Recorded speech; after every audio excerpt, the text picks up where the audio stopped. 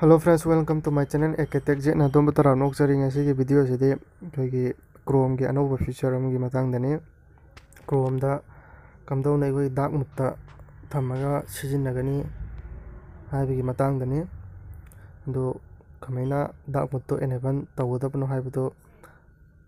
video sibu yengbiyo ai ahanbada Chrome browser da changbiro Chrome browser changbira matungda sigi 3 line dosida nambirani si nambira matungda setting da changbiro setting changbira matungda chingkapira kanda sigi themes haina ama lairise se themes da nambirani themes da nambira matungda sigi dark sida nambira matungda dark ki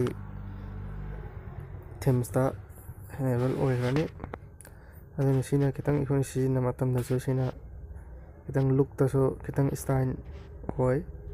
aduga amana ikoi gi WhatsApp ta kamdawna dark mode enable tawgani haibadu so yengminase adu first ahamda si doji dark mode lai jare adu kamdawna enable tawgano haibadu yengbiyo 3 line do sida nambiro 3 line dot nambira matungda sigi setting nambiro setting nambira matungda sigi chart aina hariba setting jira changbirani aduga matungda sigi display theme aina lairise sida nambiro adu matungda sida aduna light thamge haraga light thambiro light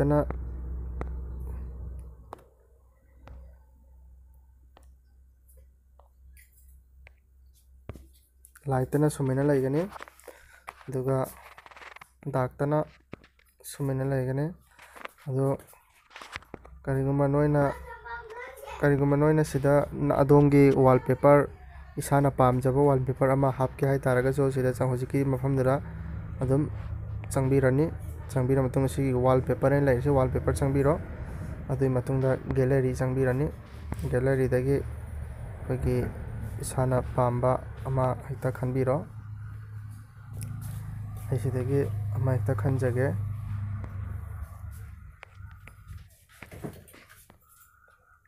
asi khanjare do adui matungda sigi set wallpaper sida nambiro adu set ta lairamani